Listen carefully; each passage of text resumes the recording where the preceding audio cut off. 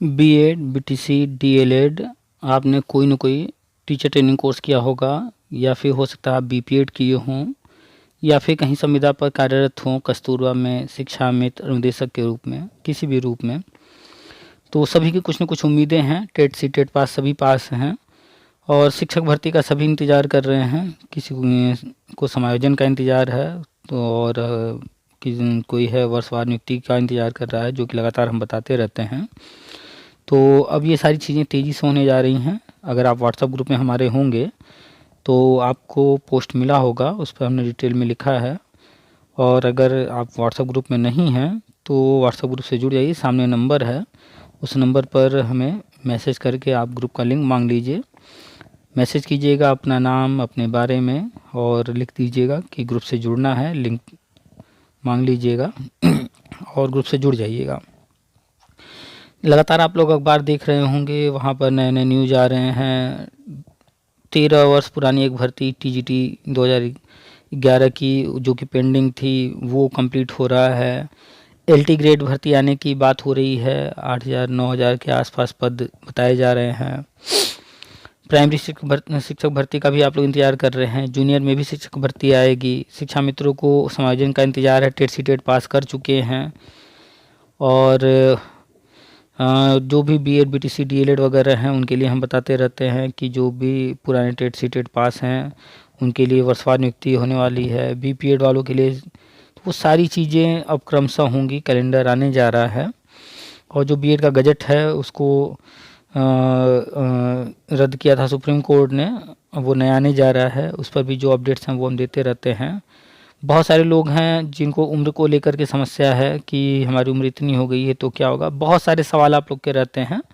तो एक भाई साहब से बहुत सारे बिंदुओं पर चर्चा हुई है, पूरी बातचीत आपको सुनाते हैं। ध्यान से पूरी बातचीत सुनिएगा, अंत तक सुनिएगा। और आप अगर बात करना चाहते हैं तो व्हाट्सअप नंबर सामने है, आप हमें इस पर अपने जो भी सवाल हैं या जो कुछ भी है उस मैसेज कीजिए, और समय लेकर के आप कॉल पर बात कर सकते हैं।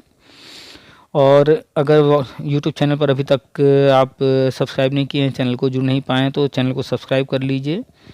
वीडियो को जब भी आप देखते हैं, सुनते हैं, पूरी बात पसंद आए तो लाइक कर दिया कीजिए, कमेंट ज़रूर किया कीजिए। आपके जो भी विचार हैं, जो कुछ भी आप पूछना कहना चाहें, व्हाट्सएप ग्रुप से जरूर जुड़ जाइएगा। ज़्यादा कुछ नहीं कहेंगे, पूरी बातचीत सुनाते हैं। सारी चर्चा हुई है, हर बिंदु पर चर्चा हुई है। जो बिंदु छूट गए होंगे तो फिर आप लोग अलग से बात कर लीजिएगा कॉल करके। ठीक है, चलिए सुनाते हैं आपको बातचीत। और कोशिश कीजिएगा व्हाट्सएप ग्रुप से जरूर जुड़ जाइए, और ये वीडियो उन लोगों तक जरूर पहुंचा दीजिए जो भी लोग इससे संबंधित हैं। ठीक है, नमस्कार, आप सभी का स्वागत है हमारे YouTube channel TET pass all पर। हाँ नमस्ते सर। हाँ नमस्कार। हाँ सर, खुनका प्रतापपुर सुल्तानपुर से सतीश तिवारी बोल रहा हूँ। बताइए तिवारी जी। तो सर, हम सब काफ़ी इंतजारी में है कि कब बजट जारी हो। बीएड वाला 2011 के टीटी हैं। अच्छा अच्छा, तो गजट के बारे में जो है अभी एनसीटी के अध्यक्ष जी का जो है एक इंटरव्यू हुआ था, उसमें उन्होंने बताया है। वो इंटरव्यू यूट्यूब पर है, देख लीजिए उसमें। हाँ सर, उसमें देख रहे थे आपका कि हो दिसंबर तक आप बता रहे थे उसमें। हाँ, उन्होंने अक्टूबर के आरंभ में दिया था ये इंटरव्यू, और कह रहे थे कि 1-2 महीने में आ जाएगा। तो अक्टूबर को अगर छोड़ दिया जाए तो नवंबर दिसंबर 2 महीना उनके अनुसार जो है, तो नवंबर तो अब ख़त्म, दिसंबर की शुरुआत हो गई है। हाँ हाँ। तो उम्मीद कर रहे हैं कि दिसंबर, बाई चांस अगर किसी कारण से लेट हुआ तो जनवरी। अच्छा सर, इसमें जैसे जो हम तो निकाले हैं, जो प्राथमिक और उच्च प्राथमिक दोनों निकाले हैं 11 में। तो इसमें जैसे जो कुछ हमारे साथ वाले हैं वो निकाले हैं जूनियर का, तो जूनियर वाला भी हो सकता है। अच्छा, उनका प्राइमरी का नहीं है, सिर्फ जूनियर का है। हाँ जूनियर का। देखिए, भर्तियां प्राइमरी में भी होंगी, जूनियर में भी होगा। और ये जो अभी मर्ज किया गया है, बेसिक शिक्षा, माध्यमिक, उच्चतर, तीनों को मर्ज किया गया ना एक में, हाँ शिक्षा हाँ सेवा चयन हाँ, आयोग में। तीनों मिला के एक बनाया गया। हाँ, एक बनाया गया शिक्षा सेवा चयन आयोग। ऐसा नहीं कि वो तीनों खत्म हो गए, तीनों हैं। ना ना, है सर, लेकिन एक कर दिया गया हाँ, जैसे अभी उनको जो। उनको एक मतलब शिक्षा सेवा चयन आयोग एक नया बना करके उसके अंडर में कर दिया गया तीनों को। ऐसा क्यों किया गया? आप देखे होंगे कि बेसिक का जो टीचर होता है वो प्राइमरी में ज्वाइन करता है और जूनियर तक प्रमोशन होता है या प्रिंसिपल के पद तक प्रमोशन होता है और वहीं बेसिक में ही रह जाता है वो। हाँ हाँ। वो प्रमोशन के थ्रू जो है, चाहे कि हम जो है टीजीटी पीएचडी ऊपर चले जाएं तो पॉसिबल नहीं था। तो इन चीज़ों को ध्यान में रख करके कि पूरा हायरार्की बना दी जाए नीचे से ऊपर तक एक सिस्टम, ताकि ऊपर से नीचे, नीचे से ऊपर जो भी कुछ कहीं करना हो। कभी कभी होता क्या है कि विद्यालय में प्राइमरी और जूनियर दोनों चल रहे हैं, प्राइमरी में टीचर नहीं है, अब जूनियर वाले प्राइमरी में कोई क्लास लेने को तैयार नहीं है कि भैया हमारा उससे क्या मतलब है, जबकि है वहीं हाँ पास में एक ही कैंपस में। हाँ, लेकिन वो नहीं तैयार होते। तो इसीलिए कंपोजिट विद्यालय बनाया जा रहा है, कैंपस एक कर दिया जा रहा है, ताकि कभी प्राइमरी में अगर टीचर की कोई कमी हो, अचानक से कोई टीचर कहीं छुट्टी पर गया हो, ट्रेनिंग पर गया हो, तो जब एक ही कैंपस रहेगा तो वहाँ पर सारे टीचर्स मिलजुल करके सारी चीज़ों को मैनेज करेंगे। प्रिंसिपल एक रहेगा वहाँ पर, वो उनकी ड्यूटी लगा देगा हर जगह। तो हाँ, अपना प्रमोशन, चला लेंगे काम। हाँ, तो प्रमोशन की बात हो या फिर जो है मैनेजमेंट की बात हो, सारी चीज़ों को ध्यान में रख करके ये शिक्षा सेवा चयन आयोग बनाया गया ताकि तीनों एक साथ मिलकर काम करें।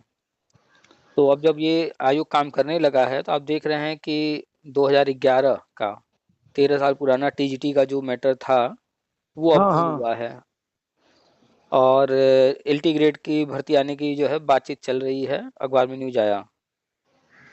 तो और सर जैसे हम सब 11 के टीटी हैं।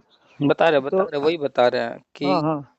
अब जब ये आयोग काम करने लगा है तो यो कोई भी आयोग आप देखेंगे, चाहे आप उत्तर प्रदेश का जो है सेवा चयन आयोग देख लीजिए, वो क्या करता है कि हर वर्ष भर्तियां निकालता है। हाँ सर। हाँ यानी कि जहाँ कहीं पर भी जो भी विभाग हैं उसके दायरे में, उनसे वो कहता है भैया कि आप हमें जो है कौन कौन से पद खाली हैं उनका ब्यौरा दो, उनकी जानकारी दो।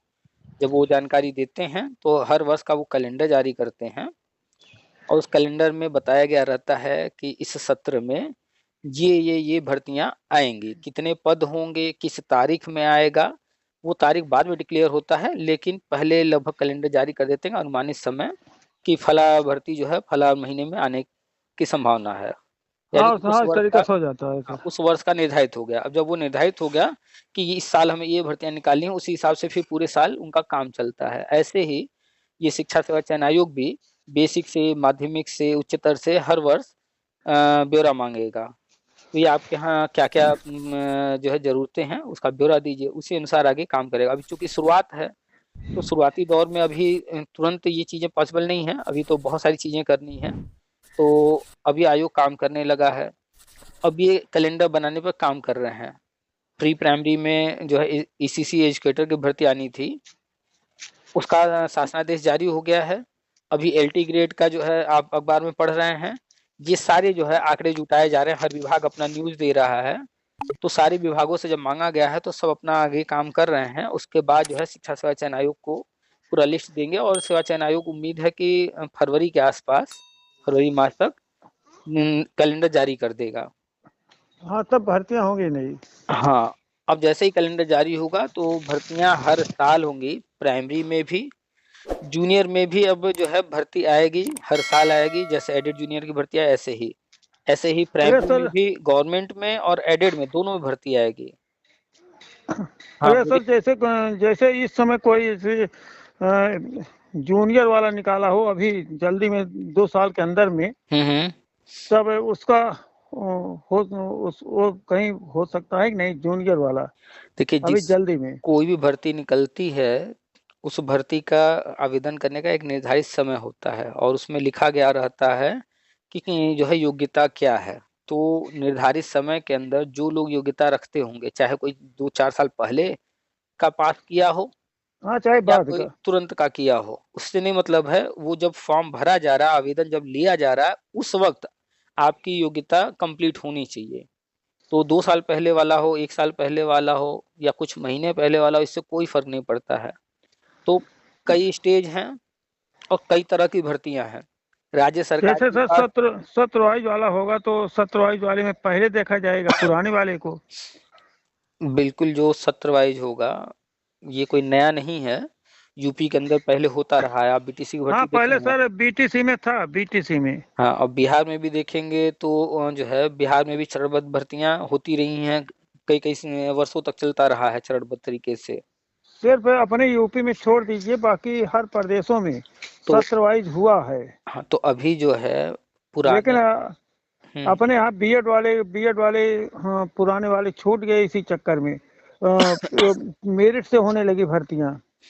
तो क्या है कि जो पुराने कैंडिडेट्स हैं उनको ध्यान में रख करके ही सारी चीजें की जा रही हैं कि उनको भी जो है पर्याप्त मौके मिले। अब कोई बीएड किया हुआ, एक बार 2011 की भर्ती में मौका मिला, इसके बाद फिर यूपी के अंदर 69,000 में मौका मिला, 2 ही मौके मिले, उसके बाद फिर कभी उसे मौका ही नहीं मिला। चलिए परीक्षा ही सही, लेकिन वो परीक्षा दे कैसे, उसको जब मौका ही नहीं दे रहे हैं आप बैठने का। तो 11 ना के बाद सर, आप 11 के बाद आप सीधे 69,000 में दे रहे हैं, तो उसका तो बीच में 5-7 साल तो ऐसे ही चला गया। ज्यादातर लोग जो है हमको बीएड हम जो सबको करते सर, हैं। हम सबको तो एक भी बार मौका नहीं मिला। 11 उसमें पहले 30 साल एज कर दिए, फिर 35 कर दिए, फिर हम्म 35 को 40 कर दिए। जैसे जैसे बढ़ाते गए वैसे वैसे हम सबकी एज खत्म होती गई। तो यही जो गड़बड़ियां हैं, इन्हीं को ध्यान में रख करके जो पुराने लोग हैं, इनके लिए खास तौर पे ध्यान दिया जा रहा है। आप अगर ध्यान देंगे तो टेट आजीवन करने का उद्देश्य यही है, ताकि पुराने लोग जो है टेट पास कर चुके हैं उनको बार बार टेट न पास करना पड़े। और अगर आप देखेंगे तो 50% वगैरह में जो आजकल नया नियम बन गया है छूट देने वाली बात, तो पुराने लोगों के लिए ही किया जा रहा है, नए लोगों के लिए नहीं नियम है ये। पुराने वाले में सर 50% भी नहीं रहता था। हाँ, तो इसीलिए वो पुराने लोगों के लिए किया गया कि जो लोग जो है 50% से कम पर बीएड वगैरह कर लिए हैं, पुराने लोग हैं, उसमें डेट दिया गया है कि 2011 के पहले वाले। तो इसीलिए किया गया है कि पुराने लोगों का परसेंटेज कम होता, अभी तो 80% 90% आम बात हो गया है। हाँ हाँ, 80 के ऊपर ऊपर रहता है। हम्म तो इन्हीं सारी चीजों को ध्यान में रख करके ही गवर्नमेंट आगे बढ़ रही है। राज्य सरकार और केंद्र सरकार दोनों ही शिक्षा के क्षेत्र में तेजी से काम कर रहे हैं। तो राज्य सरकार के पास जो पद हैं वो अपनी भर्तियां निकालने की तैयारी कर रहे हैं, साथ ही केंद्र सरकार से अप्रूवल ले रहे हैं, नए नए जो नियम है राष्ट्रीय शिक्षा नीति के तहत उनको लागू कर नए पद सृजित कर उन पदों को भी भरने की तैयारी है। केंद्र से बजट लिया जा रहा है, और ये जो संविदा खत्म करना है इसकी भी पूरी तैयारी है। अभी तो आज हमने पोस्ट भी लिखा था कि अब जो है क्या क्या चीजें होने की संभावना है जल्दी ही। तो बस आप 2011 वाले हैं, वर्षवार नियुक्ति हाँ होगी तो हाँ, तो लेकिन सर हमारे 2011 के हैं, सबकी एज 1969 की है। तो लगभग आप मान के चलिए कि 55 साल तो क्रॉस कर गया, बहुत कम बचा है। देखिए आप जानते हैं कि अपने हाथ में कर्म करना है। हाँ हाँ हम्म और फल जो है वो अपने हाथ में होता नहीं है, फल की इसलिए चिंता कर भी नहीं सकते हैं। तो आप इस वक्त जो कुछ भी कर रहे हैं, नहीं, हम पढ़ा रहे हैं लाइफ सर सीबीएसई बोर्ड में। बहुत बढ़िया है। हाँ, आपके हाई हाथ स्कूल उसमें प्रिंसिपल हैं, लेकिन अच्छा तो अच्छा। प्राइवेट का आप हालत जानते ही हैं कि कितना हम्म। मिलता है। तो आप जो भी कर रहे हैं या अन्य लोग जो भी कर रहे हैं वो करते रहें और अधिक कमाने का प्रयास भी करते रहें। साथ में जो है इधर गवर्नमेंट जो भी चीजें करेगी इस पर नजर रखिए, इसमें उम्र का छूट मिलेगा। क्योंकि आप देख रहे हैं कि जब 69,000 भर्ती हुआ, 68,500 हुआ, तो इसमें जो है जब कोर्ट ने कहा था कि भैया शिक्षा मित्रों को भी मौका दीजिए, तो उसमें उम्र में भी छूट दिया गया। हाँ, उनके लिए सर 60 साल तक कर दिए। तो ऐसा क्यों किया गया? क्योंकि उम्र के कारण कोई वंचित न रह जाए। तो वर्षवार नियुक्ति होगा या अन्य चीजें जो भी होंगी आगे, उसमें उम्र में छूट दिया जाएगा। तो उम्र पर ध्यान मत दीजिए, वो अपने हाथ में है नहीं, वो गवर्नमेंट को करना है, और उम्र में छूट मिलेगा ही मिलेगा, हर हाल में मिलेगा। तभी तो पुराने लोग को लाभ मिल पाएगा। तो उम्र में छूट मिलेगा, आप बस फोकस कीजिए 2-3-4 चीजों पर। सबसे मुख्य है आज के टाइम में कंप्यूटर बहुत जरूरी हो गया है। लेकिन सर पुराने वाले जो हम सब के समय में कंप्यूटर था नहीं, तो कोई बात पुराने नहीं, वाले आज उससे तो है काफी। ना, आज तो है ना। आज है, लेकिन अब जो नहीं सीखे हैं, जैसे अरे पुराने वाले जो इसीलिए तो बात को उम्रदार हो गए, समझे। मोटरसाइकिल नहीं चला पाएंगे। नए वाले बच्चे बस जूनियर में पहुंच गए, चलाने लगते हैं। हाँ, बात आपकी सही है, लेकिन एक चीज बताइए, जिसने मोटरसाइकिल कभी नहीं चलाया है, अगर वो चलाने के बारे में विचार बना ले और हाँ, चला लेगा। और सीखना शुरू कर दे। नए लोग 4 दिन में अगर मान लीजिए सीख ले रहे हैं, और पुराने लोग मान लेते हैं कि 4 दिन में एक्सपर्ट नहीं बन पाएंगे, 1 महीने में बनेंगे, 2 महीने हाँ, में एक महीने बनेंगे। में होंगे। तो समय लगेगा, लेकिन ऐसा तो नहीं है कि नहीं कर पाएंगे। नहीं तो करेंगे सर, लेकिन समय लगेगा। तो हम हर किसी को इसीलिए हमेशा कहते हैं कि भाई अपना कर्म करते रहिए। और सबसे पहला कि ये कंप्यूटर का युग है और हर स्कूल में डिजिटल बोर्ड लग रहे हैं, कंप्यूटर लग रहे हैं और नई नई चीज़ें हो रही हैं। तो सिलेक्शन के समय जो भी प्रोसेस रहेगा तो उसकी तैयारी पहले से करनी होगी। इसलिए आपके आसपास आधा किलोमीटर, 1 किलोमीटर, 2 किलोमीटर कहीं ना कहीं ऐसा कोई कंप्यूटर सेंटर होगा जो 200 और तो सर 400। लगभग कुल है अब। तो उसके पास जाइए, 1 घंटा 2 घंटा डेली उनसे बात कर लीजिए कि भैया हमें जो है कंप्यूटर सीखना है। और इसमें कोई शर्म झिझक वाली बात नहीं है, कोई भी सीख सकता है, कभी भी सीख सकता है। सीखने में क्या खराबी है। तो वो 100 200 400 जो भी महीने का लेंगे उनके पास आप जाएंगे, 1 घंटे 2 घंटे वो बताएंगे, ठीक है। वो 10 चीज सिखाएंगे, 10 में से 4 ही चीज हम सीख पाएंगे, कोई बात नहीं, 4 चीज तो नया सीखेंगे ना। हाँ हाँ, कुछ ना कुछ आ जाएगा। जो जो 6 चीज बाकी रहेगा वो धीरे धीरे वो भी सीख जाएंगे। तो शुरुआत कर दीजिए, आसपास 1 घंटा 2 घंटा कहीं कंप्यूटर सेंटर हो तो वो लोग पढ़ाते हैं। 1 घंटा थ्योरी पढ़ाते हैं, लिखवाते हैं और 1 घंटा कंप्यूटर पर बैठा करके बताते हैं जो चीजें लिखवाए हैं वो क्या है, यहाँ इसमें कैसे क्या करते हैं। तो कंप्यूटर हर हाल में कंप्यूटर सीखना शुरू कर दीजिए और कोशिश कीजिएगा 6 महीने कम से कम जरूर कीजिएगा। 3 महीना 6 महीना लगातार जाएंगे तो आ जाएगा। तो कंप्यूटर जरूरी है। इसके बाद कक्षा 1 से 8 तक की जो किताबें हैं, है ना, उसको सर पढ़ते हैं हम सब, तो उसमें देखते ही हैं, कुछ ना कुछ अनुभव हो जाता है उससे। हाँ, चाहे वो SCRT यूपी में जो किताबें चल रही हैं, एनसीईआरटी के हमारे सबके यहाँ चलती है। NCERT चल रही है तो NCERT कोशिश कीजिए कि हर किताब को नीचे से ऊपर पढ़ते हुए आइए। हर सब्जेक्ट पर फोकस कीजिए थोड़ा थोड़ा, कोई दिक्कत नहीं। बाकी आगे जो भी होगा प्रोसेस, ये सब जब तैयारी रहेगी तो सफल हो जाएंगे। हो सकता है कि इंटरव्यू या कुछ नया नियम लागू हो जाए, आने वाले समय में नए नए नियम बन रहे हैं। तो तैयारी करते रहेंगे तो कोई दिक्कत नहीं आएगी, अपने हाथ में बस यही है। तो सर जैसे जो हम पढ़ा रहे हैं, हम सब तो पढ़ा रहे हैं मौके पर मान्यता प्राप्त में, तो हम्म। मान्यता प्राप्त वाले के लिए कुछ हो सकता है? देखिए, जब भी कोई भर्ती होती है तो उसमें कुछ नियम होते हैं। पहला तो नियम होता है कि योग्यता।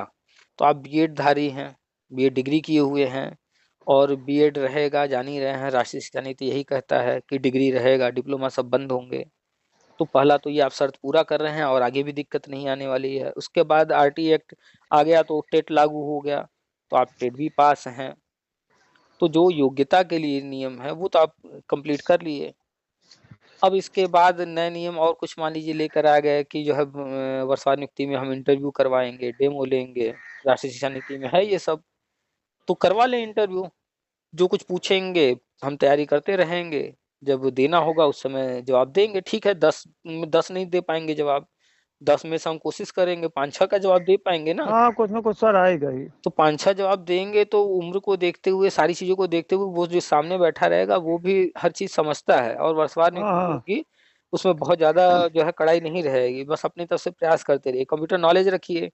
जब आप जाएंगे इंटरव्यू में, वहां जब आप बोलेंगे जवाब देंगे तो वहां पर आपके जवाब से उन्हें समझ में आ जाएगा। एक तो ये सब हो गया।